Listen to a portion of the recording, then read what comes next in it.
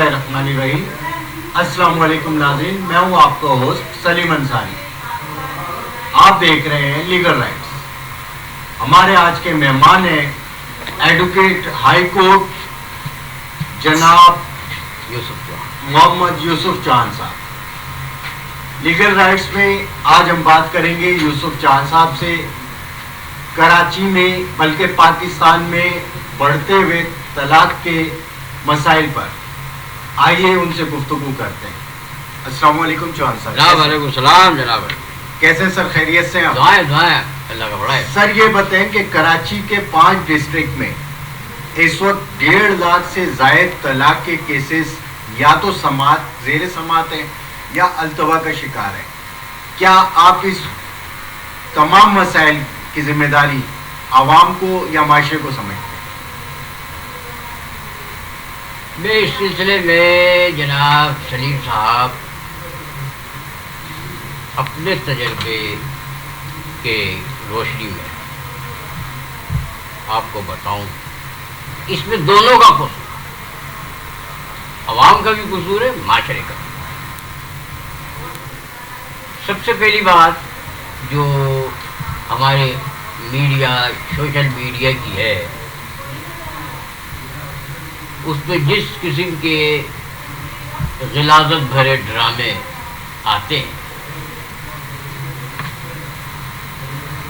उनका उसमें जो किरदार दिखाए जाते हैं, जो उसमें गुफ्तार होती है, जो उसमें अंदाज होता है, वो इस किस्म का नहीं होता है कि एक शरीफ आदमी, एक मुअज़्ज़ब घराने का फर्द अपने बीवी, बच्चों, बहन भाइयों के साथ उन ड्रामों को देख सके।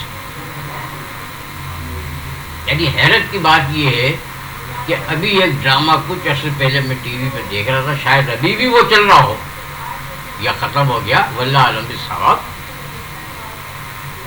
बाप बेटे की शादी करवा रहा है इस लालच में कि बेटे को दूर रखेगा और बाद में खुद अय्याशी करेगा, और वो चल रहा है टीवी पे।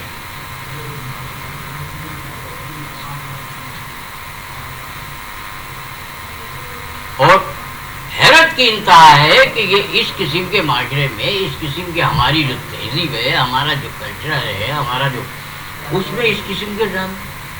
तो इसका तो मतलब ये हुआ कि जब ये पूरी दुनिया में देखा जाता होगा, कराची पाकिस्तान के अलावा देखा जाता होगा, तो लोग जहन में क्या तासुर जाता होगा कि क्या पाकिस्तानियों को इस कल्चर में पल रही है।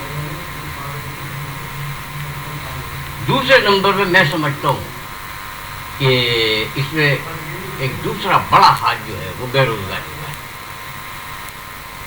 मीडिया के अलावा बेरोजगारी का है।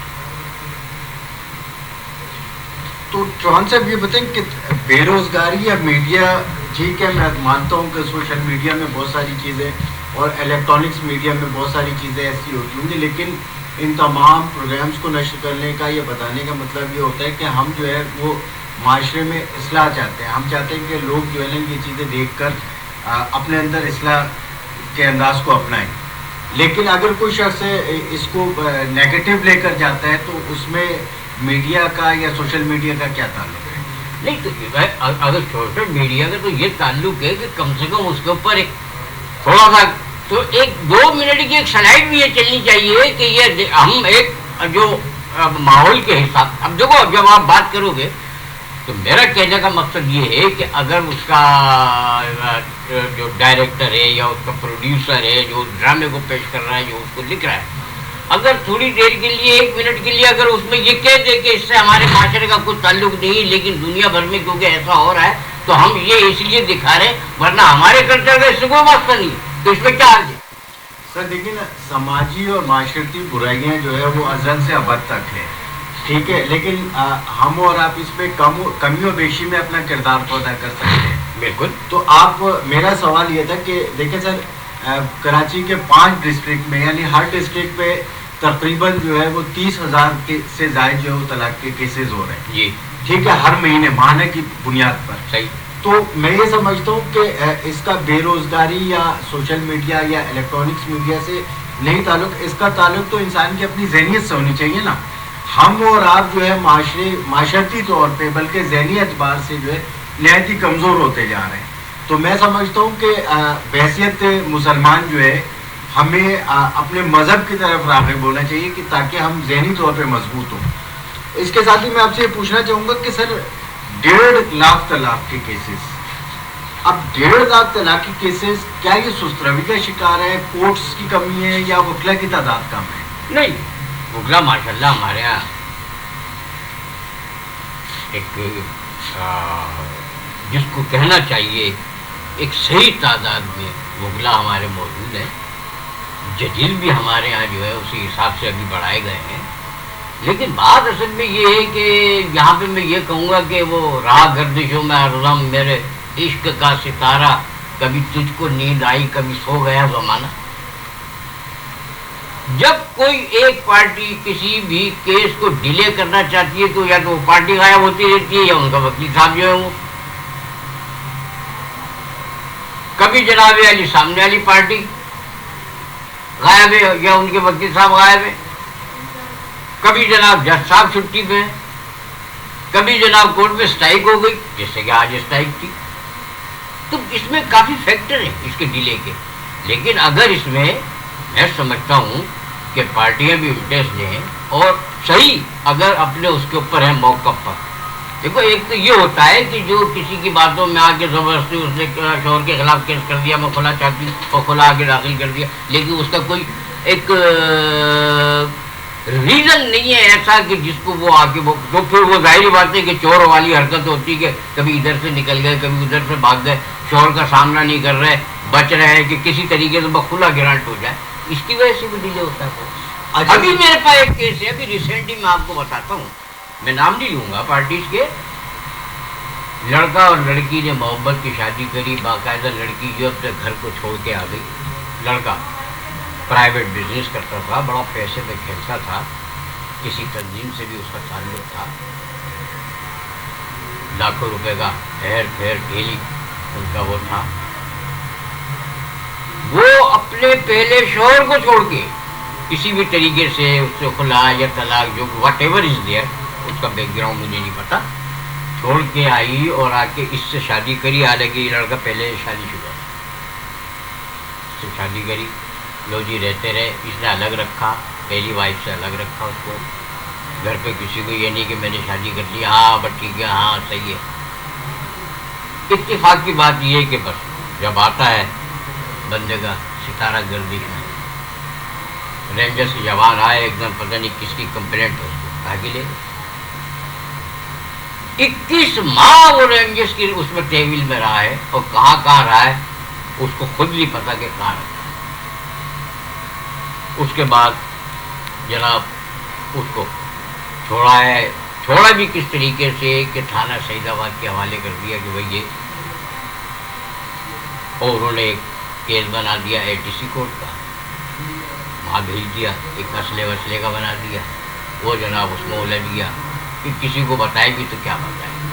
خیر وہ وائف کو انہوں بلوایا، ماں کو بلوایا، جب تھانے میں ان سے ملے تو جی وہ ہوتا رہا. اس دوران جناب علی جب وہ دیکھا کہ اب یہ شوہر تو بڑا مشکل ہے، اس کا تو کچھ پتہ ہی نہیں چل رہا ہے، وہ جناب علی اللہ معاف کرے کہ نہ جانے کیا سیٹنگ ہوئی، کیا بات ہوئی، تو انہوں نے تو شوہر کے خلاف خدا کا کیس کر دیا کہ میں تو رہنے ہی کہتی ہے، تو بڑا کرمنل آدمی ہے. اور شوہر کا کہنا یہ ہے کہ مجھے پتا یہ کس کی وجہ سے کر رہی ہے. اب کیونکہ میں کنگلا ہو گیا ہوں، اتنا عرصہ ہو گیا، کاروبار میرا تباہ ہو گیا، یہ تو صرف آئی پیسے کی وجہ سے. اب وہ مجھے پتا ہے لیکن ڈسکلوز کروں گا کہ نہیں میں کسی اور وقت. یہ بھی وجہ،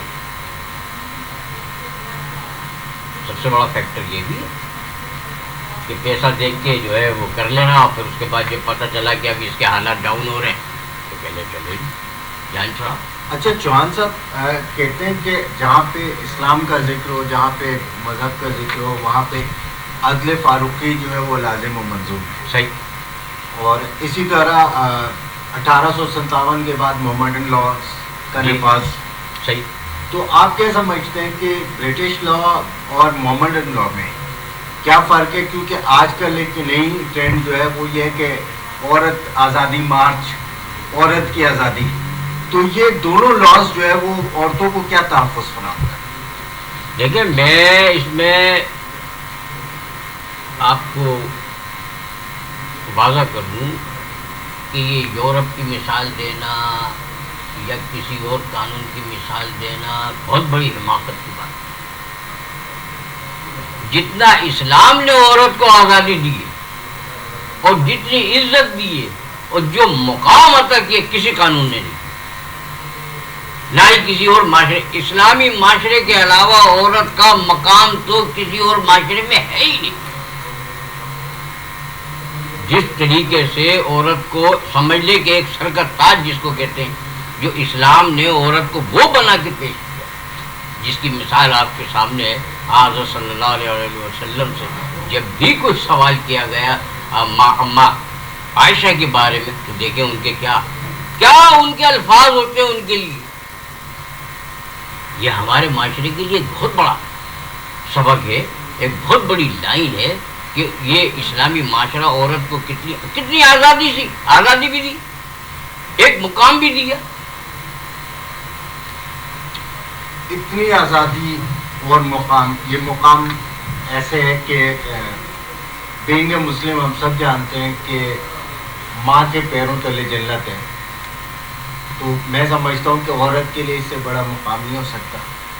بینگ مسلم ہم جانتے ہیں کہ عورت جو ہے وہ خاتون اول, وہ جنت کی سردار ہے میں سے ایک ہے. ایسے ہی سر؟ بالکل بالکل بالکل بالکل بالکل. لیکن ہمیشہ یہ دیکھا گیا ہے کہ عورت جو ہے وہ اپنے آپ کو مظلوم ظاہر کر رہی ہوتی ہے. اور ہمارے وکلا, ہمارے ساتھی وکلا جن کے بارے میں عذرائے تفنن کہوں گا کہ پیدا ہوئے وکیل تو شیطان نے کہا کہ لو آج ہم بھی صاحب اولاد ہو گئے.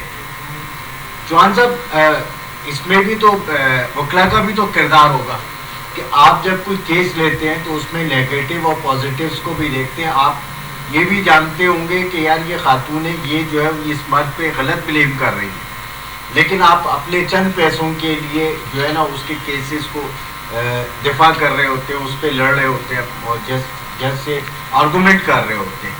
تو آپ کیا سمجھتے ہیں کہ یہ ہونا چاہیے؟ نہیں, ایسا نہیں ہونا چاہیے.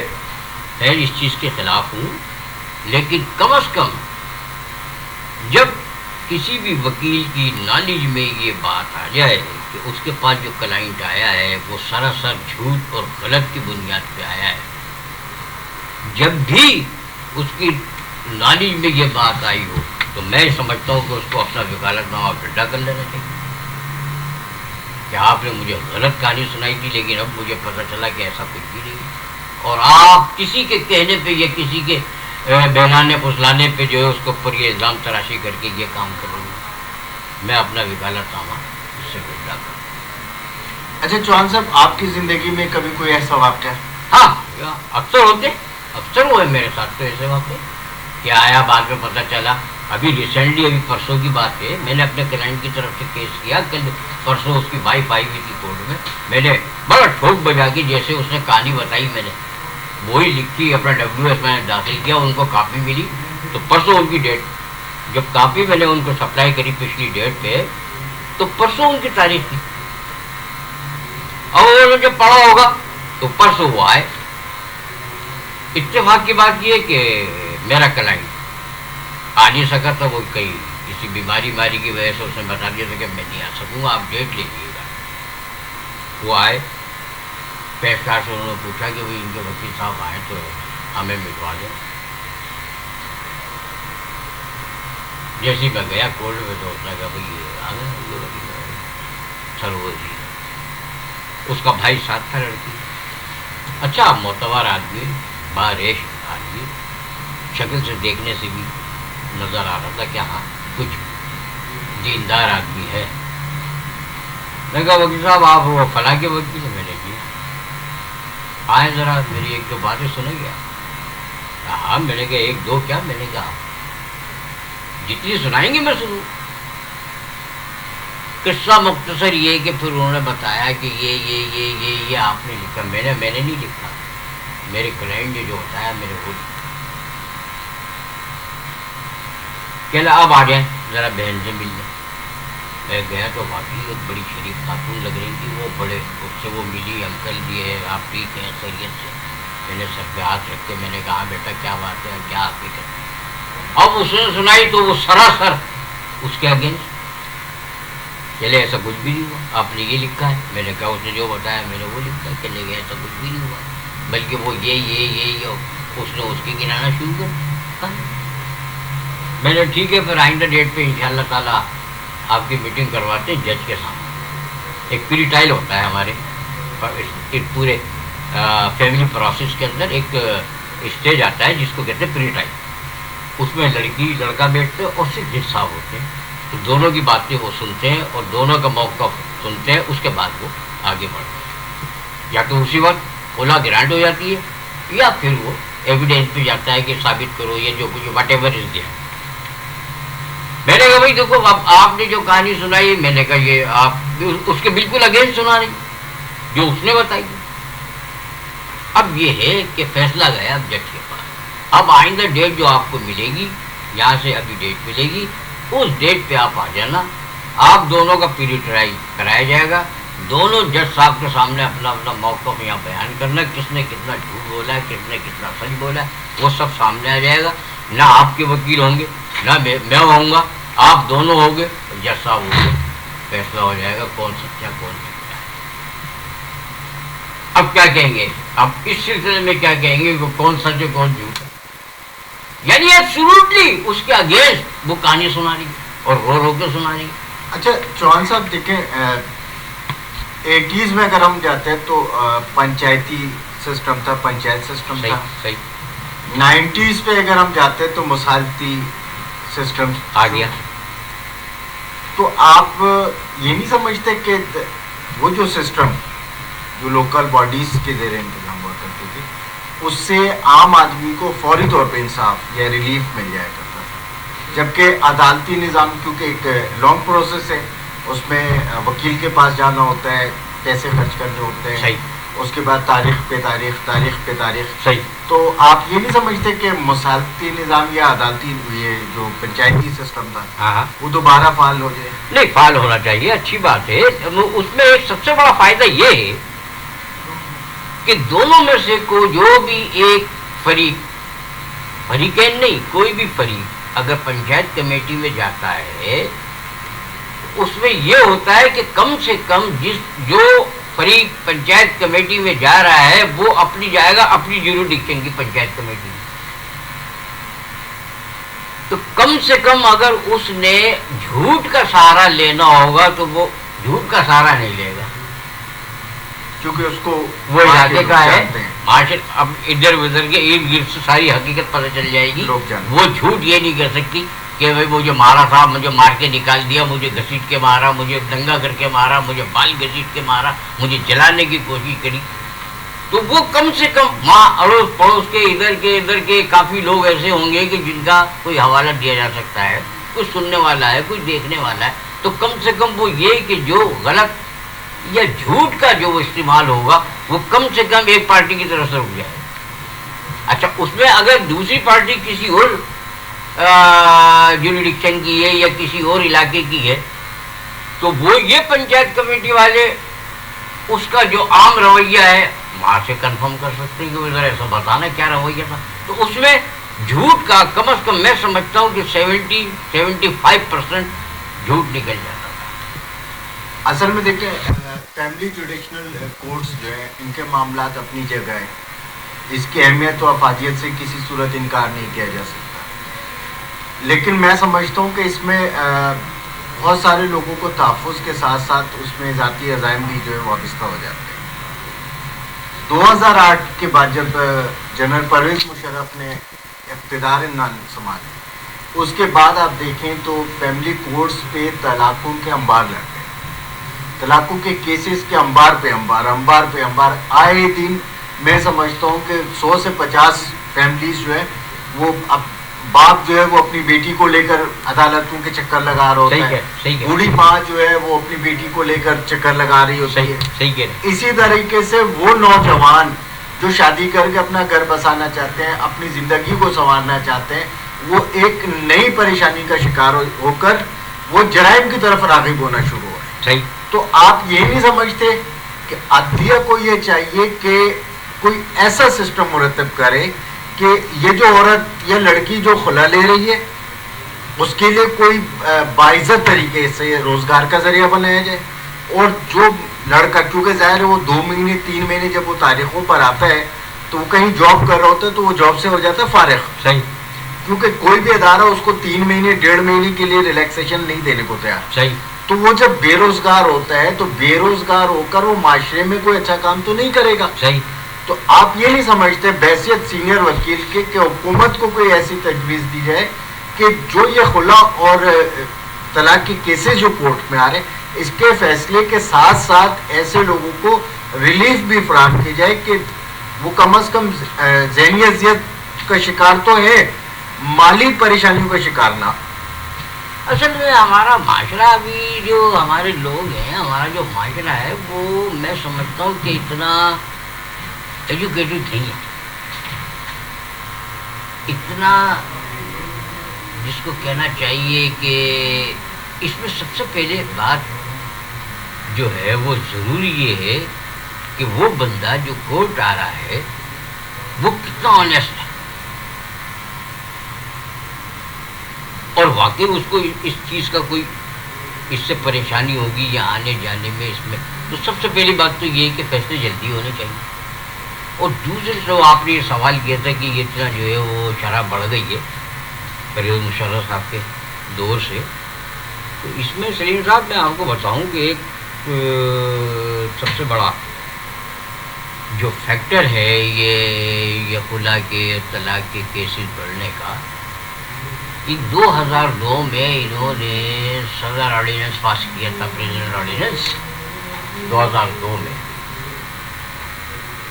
اس میں بس کیا کہنا چاہیے کہ ایسا ہوا کہ اگر کوئی بھی لڑکی کورٹ میں آئیے خلا کے لیے آئیے اور آ کے صرف وہ یہ کہہ دے کہ صاحب میں کسی بھی قیمت پہ اپنے شوہر کے گھر جانے کے لیے تیار نہیں ہوں، میں اپنے آپ کو مرنے پہ ترجیح دوں گی لیکن اس کے گھر نہیں جاؤں گی، تو خلا گرانٹ کر دینا چاہیے. دیکھیں جہاں تک میں سمجھتا ہوں میری اپنی تھیوری ہے کہ آپ جس آرڈیننس کا ذکر کر رہے ہیں اس کو ایکٹ میں تبدیل کر دیا گیا، کیونکہ آرڈیننس کے حوالے سے مجھے سے ناچیز کے بارے میں جو انفارمیشن ہے وہ یہ ہے کہ اس کی ویلیڈیٹی 3 مہینے ہے 6 مہینے. وہ تو باقاعدہ وہ ہو گیا نا، پھر وہ اسمبلی سے پاس ہو گیا. پھر وہ جو غور طلب بات ہے وہ یہ کہ ایک لڑکی آتی ہے وہ کہتی ہے کہ میرے شوہر کا رنگ کالا، میں اس کے ساتھ نہیں رہنا چاہتی. آپ اس کو خلا گرانٹ کر دیتے ہیں. وہ کہتی ہے کہ جی اس کی آنکھیں ٹیڑھی ہیں، میں نہیں رہنا چاہتی، آپ خلا کر. میں یہ کہتا ہوں کہ ہماری سپریم جوڈیشنل کونسل، ہمارے ججز، ہماری عدلیہ کے جو اعلیٰ لوگ ہیں وہ اس بات کو کیوں نہیں سوچتے، اور خاص طور پہ قانون بنانے والی اسمبلیز، سینٹ، قومی اسمبلی اور صوبائی اسمبلی کے ارکان یہ کیوں نہیں سوچتے کہ جو تیر آج وہ چلا رہے ہیں یا چلا چکے ہیں اس کا شکار اس کی اپنی فیملی کے لوگ، بالکل بالکل، اس میں اس کے اپنے خاندان کے لوگ بھی تو اس سے متاثر ہو سکتے ہیں. بالکل. تو میں سمجھتا ہوں کہ آپ اس چیز کی مذمت کرتے ہیں کہ اس قسم کے قانون جو ہے وہ اس کے بل کو پاس کرنے سے پہلے جو ہے وہ ایک دفعہ عوامی رائے دینی چاہیے، اور دوسرے پھر یہ دیکھنا چاہیے کہ اس سے کیا کیا اثرات مرتب ہو سکتے ہیں. مجھے اچھی طریقے سے یاد ہے کہ میں آپ کو بتا رہا ہوں یہ 92 93 کے بعد ایک کیس میرے پاس آیا خلا کا، کہ وہ dissolution of marriage by way of خلا. آپ اندازہ لگائیں کہ تقریباً 5-6 سال وہ لڑکی کورٹ کے چکر لگاتی رہی لیکن اس کو ڈیزولیشن آف میرج وہ لے نہیں سکتی. اس میں کیا تھا کہ باقاعدہ ایویڈینس کی موجودگی میں آپ ثابت کریں کہ جو اس نے آپ نے یہ گراؤنڈ لیا ان کو ثابت کریں تو آپ کو یہ میری آپ کی ڈیزالو ہوگی. ورنہ 5-6 سال دھکے کھانے کے بعد آخر وہ چلی گئی، اس نے پرسو ہی نہیں کیا. پھر یہ کون سے سن کی بات ہے سر؟ یہ میں بتا رہا ہوں آپ کو 91-92.